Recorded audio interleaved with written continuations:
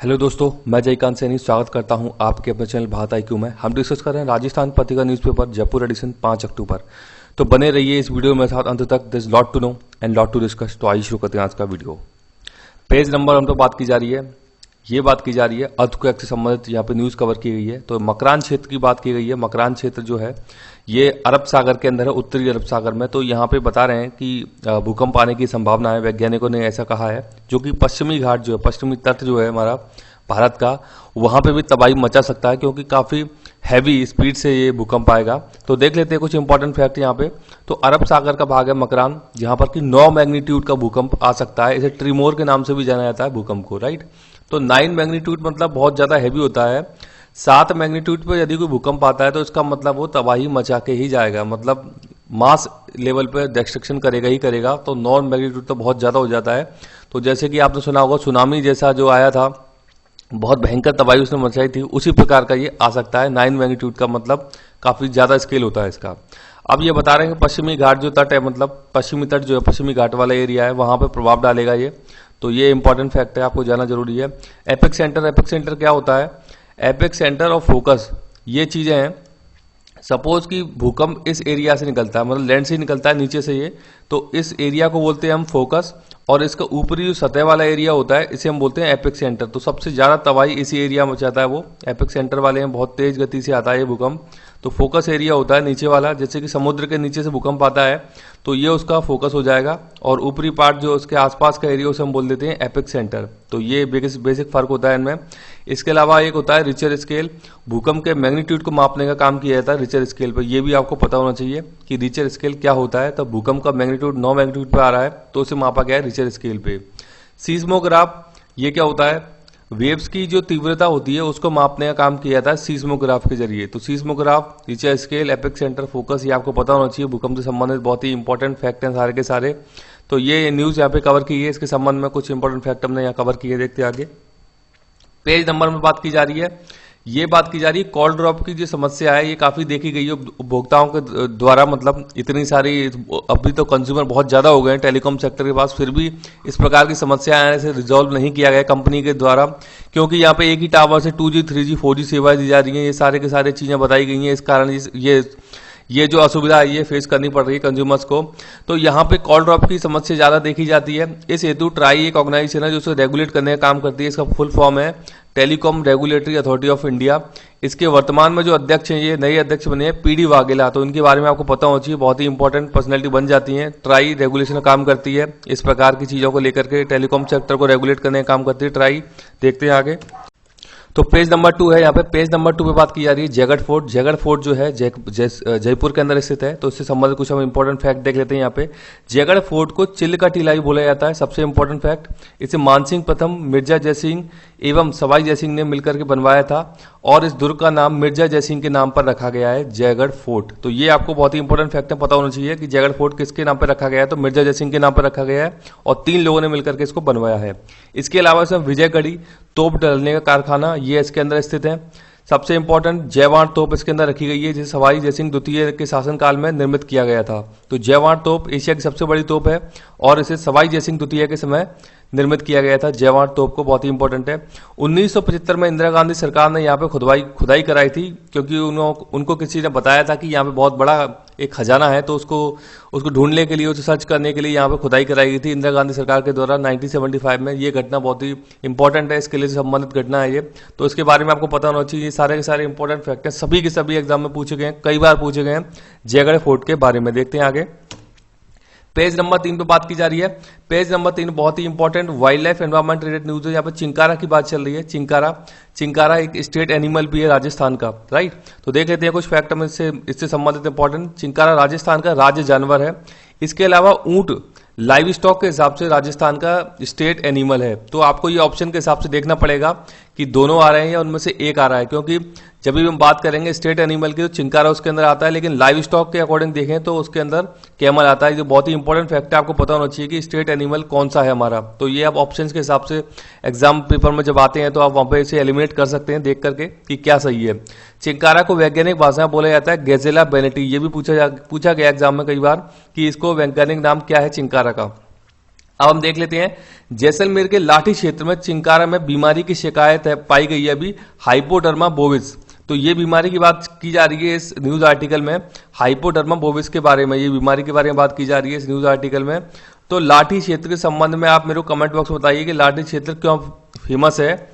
इस चीज के अलावा, चिंकारा के अलावा बताइए आप मेरे कमेंट बॉक्स में लाठी क्षेत्र क्यों फेमस है। ज्योग्राफी में से संबंधित क्वेश्चन आता है तो आपको पता होना चाहिए लाठी क्षेत्र के बारे में। अब हम देख लेते हैं, जैसलमेर के अंदर डेजर्ट नेशनल पार्क है। डेजर्ट नेशनल पार्क में great Indian bustard, chinkara, khejri, rohida, camel, तो ये सारे के सारे चीजें नेचुरली यहाँ पर मिलती हैं। ये तो आप क्या क्या चीजें हैं, ये ग्रेट इंडियन बस्टर्ड हो गया राज्य का पक्षी, कैमल हो गया हमारा राज्य का पशु, रोहिरा फूल हो गया, राज्य फूल रोहिरा है, खेजड़ी है राज्य वृक्ष, और चिंकारा राज्य एनिमल हो गया। तो सारे के सारे ये हैं हमारे राज्य जो पशु पक्षी हैं, ये नेचुरली मिलते हैं डेजर्ट नेशनल पार्क में, तो ये इंपॉर्टेंट चीज बन जाती है। इसके अलावा चिंकारा जो है वो एंडेंजर स्पीसीज है और शेड्यूल 1 के तहत आता है। वाइल्ड लाइफ प्रोटेक्शन एक्ट के शेड्यूल है उसके में शेड्यूल 1 के तहत आता है चिंकारा। बहुत ही इंपॉर्टेंट फैक्ट है, आपको पता होना चाहिए इसके बारे में। देखते हैं आगे और कुछ न्यूज। पेज नंबर 6 पे बात की जा रही है, तो ये बात की जा रही है अभी वैक्सीन के बारे में बात की जा रही है कि कोविड-19 की वैक्सीन हम लोग डेवलप कर रहे हैं तो उसे किस प्रकार से दिया जाना चाहिए, क्योंकि यहां बात कर रहे हैं 3 प्रकार की वैक्सीन की, ओरल वैक्सीन, इंट्रामस्कुलर और इंट्रानसल वैक्सीन। तो ओरल वैक्सीन आपने सुना होगा, इसे बोलते हैं ओपीवी।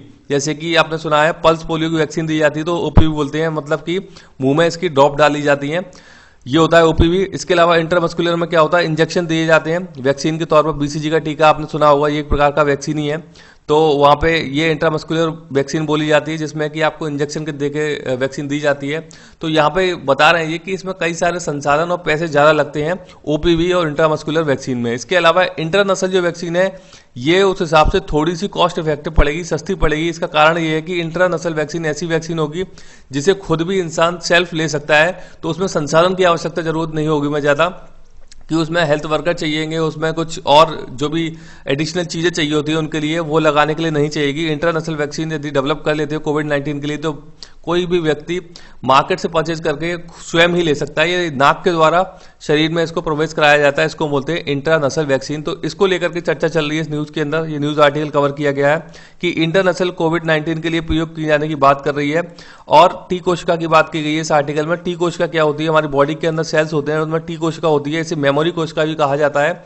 अब ये क्या काम करती है, जैसे कि आपने कोई वैक्सीन या कोई आपने दवाई ली है शरीर के अंदर, तो इस कोशिका को पता है कि शरीर के अंदर कौन सा एरिया अफेक्टेड है, तो उस दवाई को ये उस एरिया तक पहुंचा देती है। इसको हम बोलते हैं टी कोशिका, क्योंकि ये इसको पता होता है कि कौन से एरिया में प्रॉब्लम है, तो इसको मेमोरी कोशिका के नाम से भी जाना जाता है टी कोशिका को। बहुत ही इंपॉर्टेंट है साइंस के हिसाब से, तो आगे आने वाले एग्जाम में पूछा सकता है, पटवारी के एग्जाम में साइंस पूछी जाएगी, तो आप नोट करके रखिएगा, बहुत ही इंपॉर्टेंट फैक्ट है। देखते हैं आगे। तो पेज नंबर 8 पे बात की जा रही है, यहाँ पे ये बात की जा रही है कि वन्य जीवों को रेस्क्यू करने के लिए ट्रैंकुलाइज किया जाता है। ट्रैंकुलाइज करना क्या होता है कि आपने सुना होगा कई बार टाइगर है, पैंथर है, ये कई बार शहरी इलाके में या जंगल से बाहर चले जाते हैं तो इनको रेस्क्यू करके लेके आना होता है, तो उसके लिए हम ट्रैंकुलाइजर गन का प्रयोग करते हैं। तो ये एक प्रकार की स्पेशलाइज गन होती है जिनके ऊपर इंजेक्शन लगा हुआ होता है, तो वो इंजेक्शन जब इनकी बॉडी में इंजेक्ट करता है तो वहां पर ये अनकॉन्शियस हो जाते हैं, बेहोश हो जाते हैं टाइगर, तब उनको ये लोग वहां से पकड़ करके और फिर से जंगल में ये लोग लेके आते हैं, तो इसको हम बोलते हैं ट्रैंकुलाइजेशन करना। तो ट्रैंकुलाइज करने का काम किया जाता है इस प्रकार से रेस्क्यू करने के लिए जंगली जानवरों को। तो ये न्यूज, ये आपको पता होना चाहिए टर्म ट्रैंकुलाइज करना क्या होता है। तो ये रणथंभौर से संबंधित न्यूज यहाँ पे कवर की गई है। देखते हैं आगे। हाँ, एक और चीज है यहाँ पे कि यहाँ पे बताया गया कि रणथंभौर सहित प्रदेश के 3 टाइगर रिजर्व, यानी कि 3 टाइगर रिजर्व की बात की गई है। तो आप मेरे को कमेंट बॉक्स में कमेंट करके ये बताइए कि 3 टाइगर रिजर्व के नाम क्या है राजस्थान के अंदर। देखते हैं आगे। पेज नंबर 9 पे बात की जा रही है, ये बात की जा रही है सेबी, बहुत ही इंपॉर्टेंट एक बॉडी है SEBI, security exchange board of India. तो इसका गठन किया गया था 12 अप्रैल 1988 में और इस हेतु 1992 में एक एक्ट लाया गया, तो एक स्टैच्यूटरी बॉडी बन गई है सेबी। सेबी का काम क्या होता है कि शेयर बाजार पर नियामक संस्था है ये, यानी कि शेयर बाजार को रेगुलेट करने का काम करती है। जिस प्रकार से टेलीकॉम कंपनी को रेगुलेट करने का काम ट्राई करती है, उसी प्रकार शेयर बाजार को रेगुलेट करने का काम करती है सेबी। इसका हेडक्वार्टर मुंबई के अंदर है और इसके वर्तमान में जो अध्यक्ष है उनका नाम है अजय त्यागी। तो ये आपको पता होना चाहिए, इंपॉर्टेंट फैक्ट है, सेबी से संबंधित पूछे जा सकते हैं एग्जाम्स के अंदर। देखते हैं आगे। पेज नंबर 10 पे बात की जा रही है, ये बात की जा रही है अमेरिका के विदेश मंत्री हैं, इनका नाम है माइक पोम्पियो। तो माइक पोम्पियो अमेरिकी विदेश मंत्री जापान के दौरे पर हैं अभी ये, तो इनके बारे में आपको पता होना चाहिए, इनका नाम पता होना चाहिए। माइक पोम्पियो कौन है, तो अमेरिकी विदेश मंत्री, ये इनकी पिक्चर है यहाँ पे। देखते हैं आगे।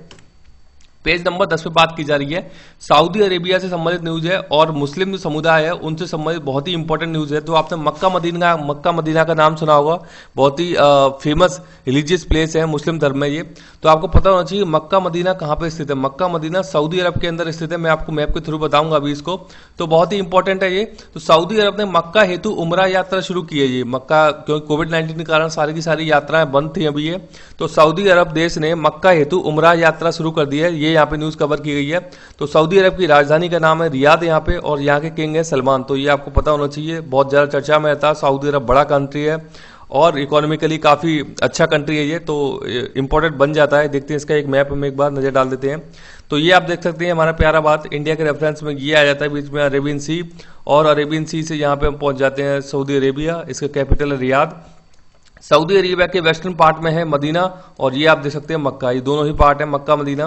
तो आप समझ सकते हैं कि मतलब सबसे बड़ा तीर्थ है एक तरीके से मुस्लिम समुदाय के अंदर मक्का मदीना। तो ये सऊदी अरब देश के अंदर स्थित है, और आप देख सकते हैं इंडिया के रेफरेंस में इंडिया के पश्चिम भाग में आता है ये, इनके बीच में अरेबियन सी आ जाता है। तो आप इस प्रकार से यहाँ पे जा सकते हैं। तो इस मैप के थ्रू आपको समझ में आया होगा। देखते हैं आगे।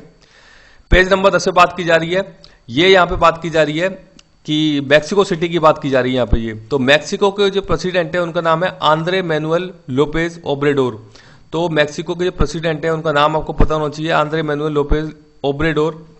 बड़ा नाम है, लेकिन आप इसे पकड़ के रखिएगा ओब्रेडोर से। लेब्राडोर आपने नाम सुना होगा, एक ब्रीड है, डॉग की ब्रीड है, तो वहां से आप पकड़ के रखिएगा ओब्रेडोर।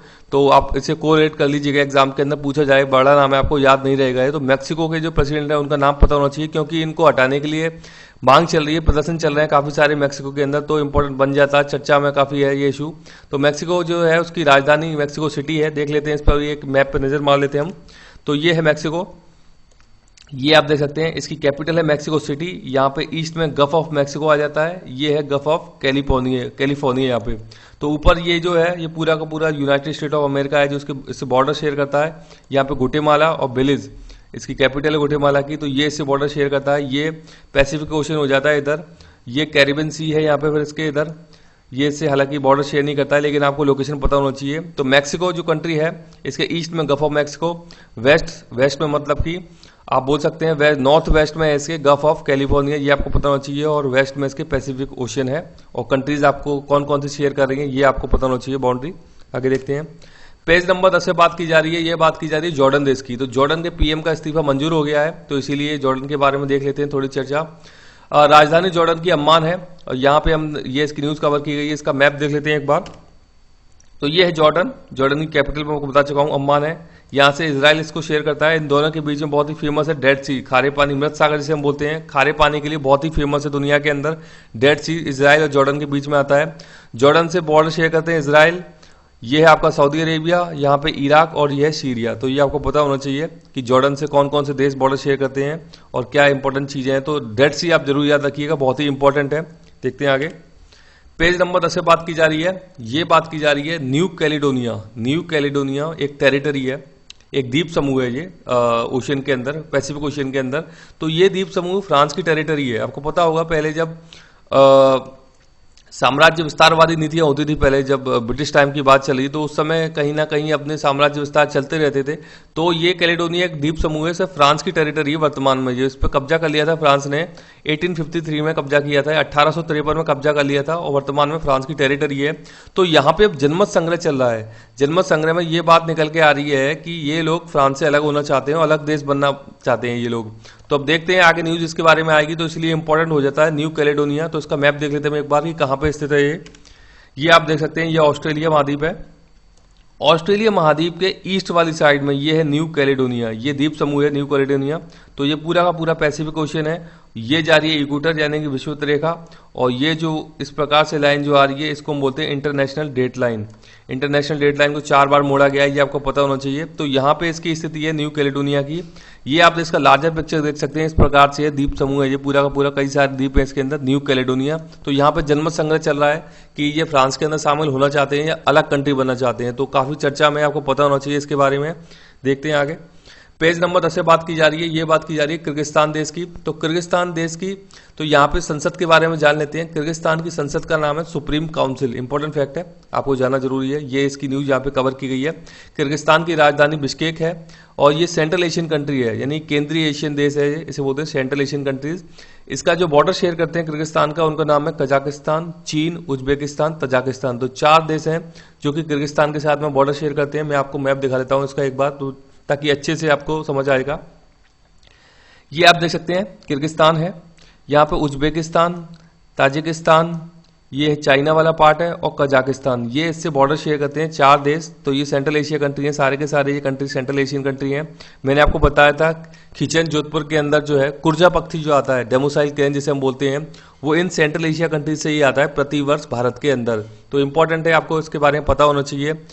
तो आई होप कि आपको वीडियो अच्छा लगा होगा। वीडियो अच्छा लगा है तो ज़्यादा से लाइक करें, शेयर करें, सब्सक्राइब करें, ताकि और भी लोग इस वीडियो का फायदा उठा सकें। आप अपने फ्रेंड्स को वीडियो शेयर कर सकते हैं। यदि आप कोई सुझाव मुझे देना चाहते हैं तो भेज सकते हैं वीडियो में कमेंट करके। तो इसी के साथ धन्यवाद।